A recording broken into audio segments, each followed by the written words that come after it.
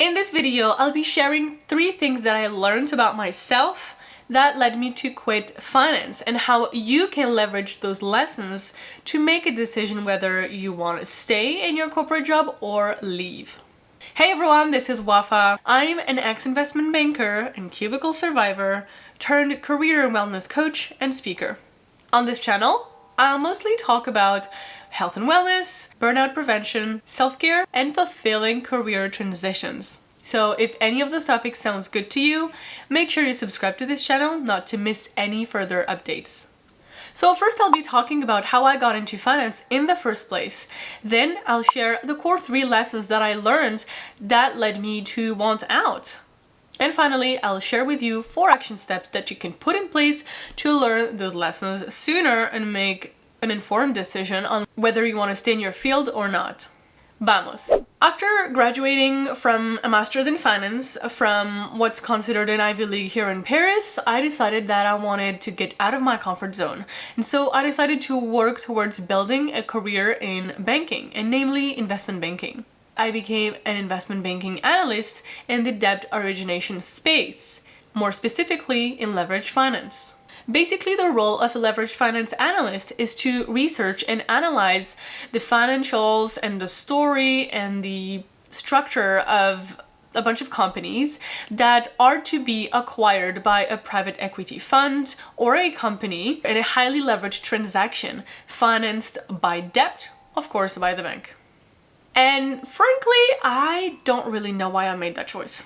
At the time, leveraged finance, mergers and acquisitions, and private equity were considered to be the most prestigious roles to work in finance.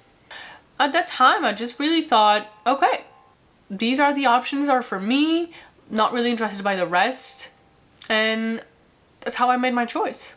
And I'm really sharing this because this is going to be important when it came to the lessons that I learned in the process, so stay tuned for part 2. And let me tell you, at first, working in investment banking was my dream job, my dream opportunity. In those jobs, you're given a lot of responsibility from the get-go, and as a result, you learn a lot. So very quickly, you learn to be very self-reliant and do things on your own. You don't really necessarily ask questions a lot, you do research a lot. And then it's only when you're backed into a corner that then you can ask your seniors about your specific question in mind. So you really learn how to be more autonomous. You learn a lot. And you also have great exposure on certain deals. I worked on several deals that gave me a lot of exposure because I worked one-on-one with a VP without an associate in the middle. So that definitely gave me more exposure. When you work in those fields, you're also surrounded by super sharp professionals that have graduated from top schools around the world and come from different parts of the world, different backgrounds, that have different stories, different personalities, and that is definitely the basis for a rich team to work in.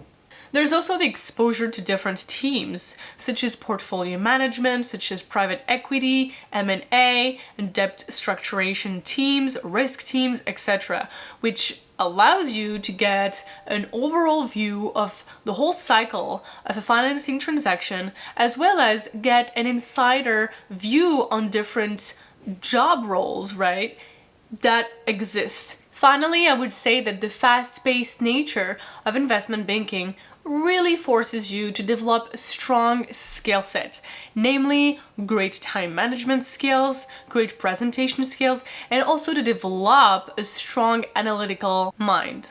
So these are definitely strong points that can be found in the field of finance, which definitely make me grateful for having had the huge opportunity to experience that.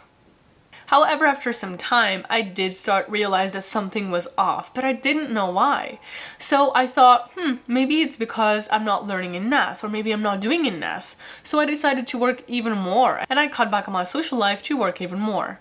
And the reason why I did that was, I guess, to fill that void inside of me that I couldn't explain.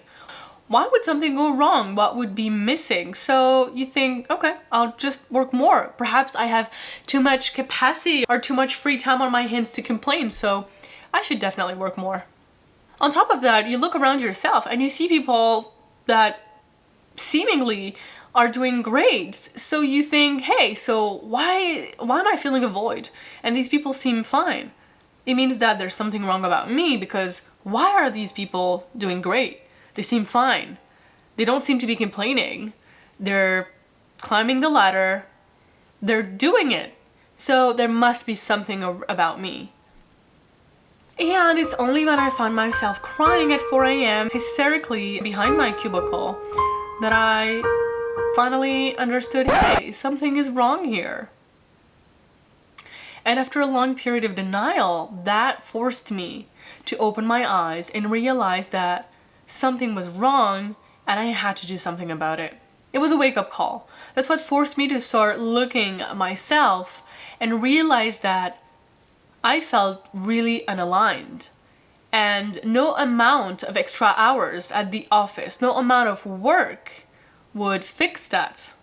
As a matter of fact, it would be worse, because working more acted as a distraction, right? As a running away technique to not think about what was really going on deep down.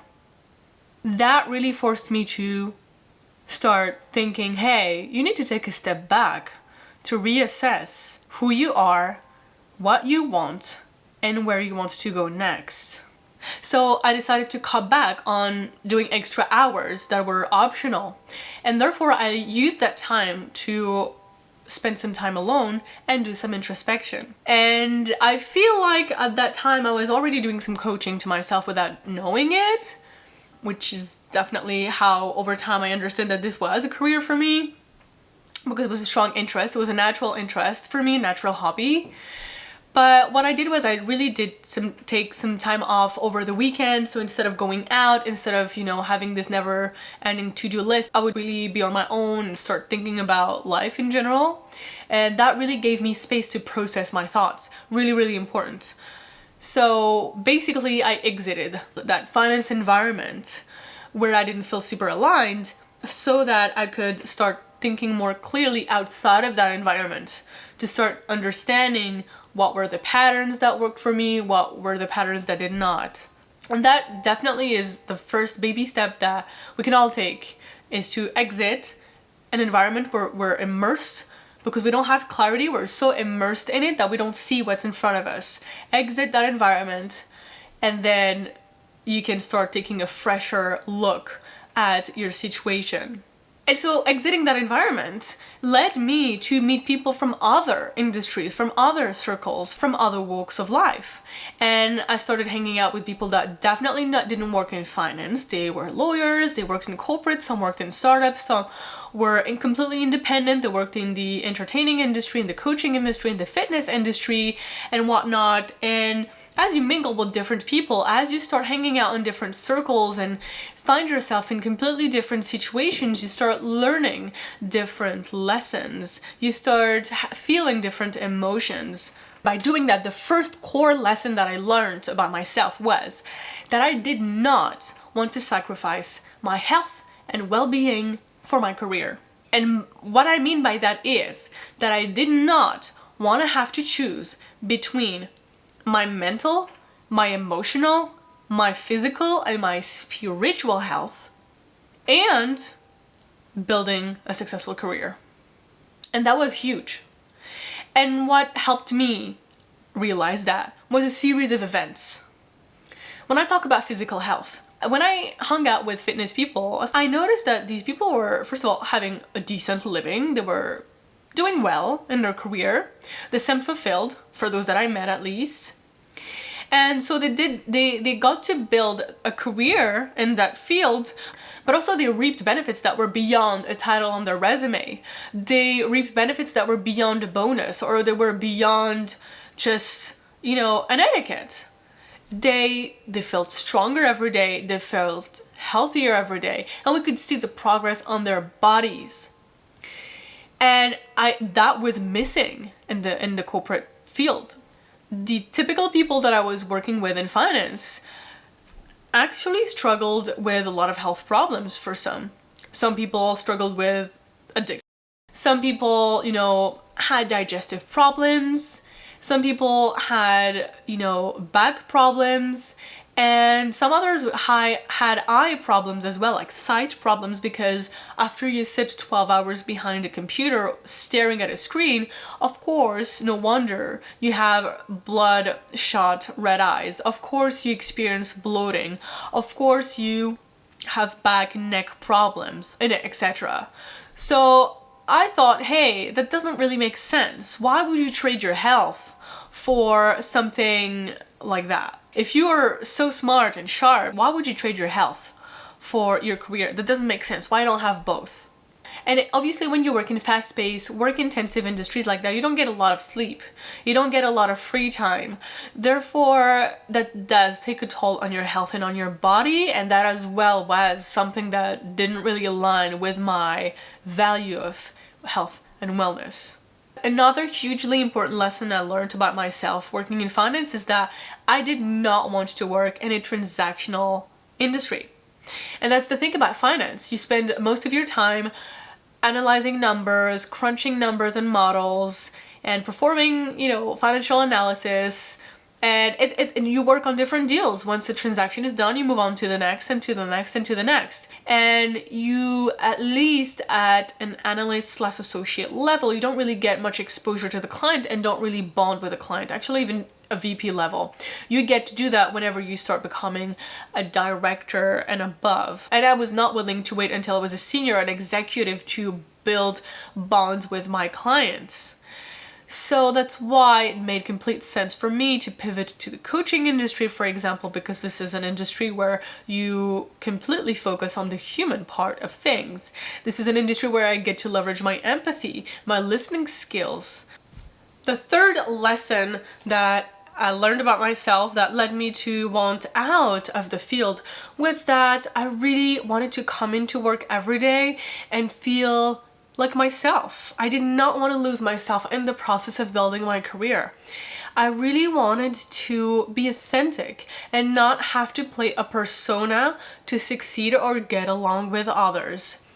And this might be a controversial point, but I'm not trying to make generalizations about any industry or any job whatsoever. What I'm trying to share here is that sometimes, especially in the corporate space, but not exclusively, sometimes in certain teams, you're expected to act or be a certain way to get along with others, to be liked, and therefore to be given certain opportunities. I've had this example of back in the day when I was an intern in banking, someone's CV was picked top of the pile and that person was considered for an internship. But because that person practiced intense sports that led him to jump off of cliffs and, just like skaters do, just because that person was really passionate about jumping off walls and buildings, or I don't know, not really buildings, but whatever, just like skaters do, some team members were looking at that guy's resume and thinking, oh my god, like, who does that? I'm totally not into the sports, I don't want that person in my team. No. And they didn't even take a look, at their credentials, at their academical background and achievements and whatnot. It was just a judgment.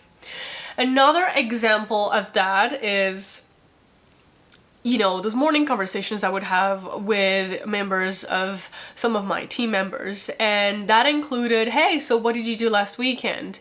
And whenever I would share, hey, I went to the gym, I did some introspection, I read this self-help book, I hung out with some friends from another industry, they would sort of shrug or roll their eyes, or that's it. No more reaction. But whenever other people would say, hey, I partied, I drank a lot, I blacked out, basically share that they've had this very boyish club, frat guy club, whatever behavior, they would be sort of seen as cool, as one of the boys.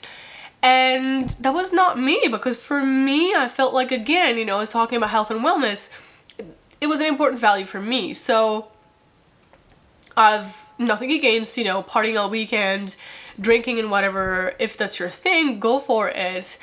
However, I did feel a lack of inclusion. We had someone come in the team and work and be really into cinema.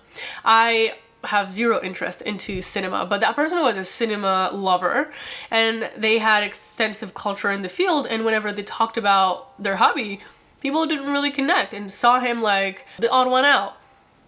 So I really feel like you have to behave or have to have specific interests to be one of the cool persons, and I didn't like that.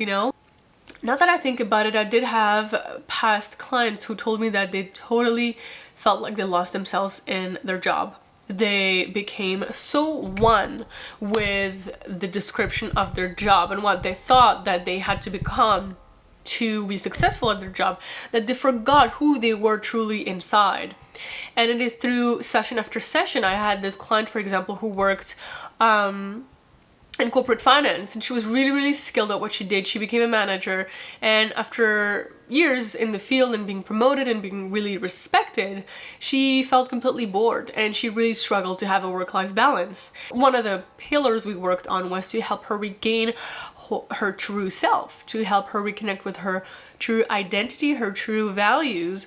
And after a couple of sessions, she did realize that she loved nature, she loved to travel, she loved to speak different languages, she loved to cook, she loved to spend time with family. She was really interested into getting to know her culture a bit more. Fast forward a couple of months later, she had switched jobs. She had managed to build a better work-life balance. In the evening, she would do grocery shopping and cook for her family. She developed a business with her family members, etc. So you really see how staying true to yourself is a huge component in building a fulfilling career and feeling happy every day.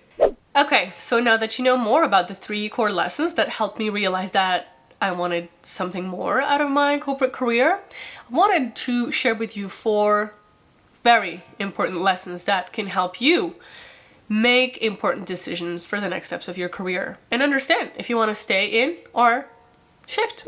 First of all, as soon as possible, you want to sit down and get really clear about your core values. Remember how at the beginning of the video I told you that I didn't really know why I got into finance? There you have it. No matter how prestigious or how big of an opportunity your role is, if it doesn't align with yourself, there's a high chance that at some point you'll feel a void deep down and you'll feel like, something's missing. This is not me here. So that's why it's super important that you get clear on your values. What are your values? Do you prefer to work in a transactional field, or do you prefer high interactions with clients? Is health and wellness important to you? Is having strict office hours really important to you or not? Do you really, really care about working in an environment with a strong team spirit or not at all? There's a huge list of values out there, and it's up to us to figure out which ones resonate the most with us. This is something that I work in depth in my sessions with my clients. And because you're watching this video, I wanted to thank you and share with you a mini define your value worksheet to help you get started in understanding your own core values. I will share it in the upcoming weeks in my newsletter. So click the link in the description box below to sign up and not miss it when it drops. Okay, tip number 2. Be crystal clear about your vision of career success. In the first part of this video, when I told you that I got into finance not really knowing why, because I was just following the move and what was cool and what would teach me the most, which is great, there's nothing wrong about it. But getting into a field without really knowing what do you want to get out of it is not a super solid strategy, and I would not recommend anyone to do that. And here's why. When you don't know where you're going, your actions will lead you to basically anywhere. Of course, there's no need to get crystal clear about every single step of your career. At least it really helps to just get a clear global vision of what you want and what you don't want. Your wants are the things that you truly want out of your career. You want a fast learning curve, you want great exposure, you want to have good responsibility, you want to travel around the world, perhaps you want to speak different languages in your job. Perhaps your non-negotiables include not working on weekends, not working past 10 p.m. in the evening, or being able to work both at home but also in an office. What this really does is that it allows you to be crystal clear on what you're willing to accept and what you're not willing to accept. And therefore, you're less likely to just be stepped on and just say yes to everything, focus on just pleasing others, and forgetting yourself in the process, which is likely to leave you unfulfilled in the long run. Speaking of pleasing others, a third lesson that I really wanted to share with you today, and I think it's really important, is to not spend so much time and energy trying to prove your worth to others. When we don't value ourselves, we spend an incredible amount of time and energy and resources doing everything so that others validate and approve us. And at work, that can lead to, not counting your hours at work, not having enough boundaries, and just completely intertwining your personal life with your professional life. And that can cause a huge imbalance in your work life. When you try to prove yourself to others, people really pick up on it, and some people with not so good intentions may just take advantage of you and therefore might use you to get their work done, or just get you to work, and then not recognize you in the mid/long run when it comes to bonus season or promotion season. So I would say something to remember is to just not spend your time trying to get approval from others, rather focus on giving yourself all the approval you need. And that is valid whether you're still a graduate, you're about to enter the workforce, or you're already pretty established in your corporate career. And finally, my fourth lesson to you for this video is to mingle with other people that are outside your field of choice. Whether you work in finance, in law, or in any other industry, it's really, really important that you get in the habit of hanging out with people that do not work in the same field for the reasons that I explained earlier. You don't have to actually have a lot of free time to do that.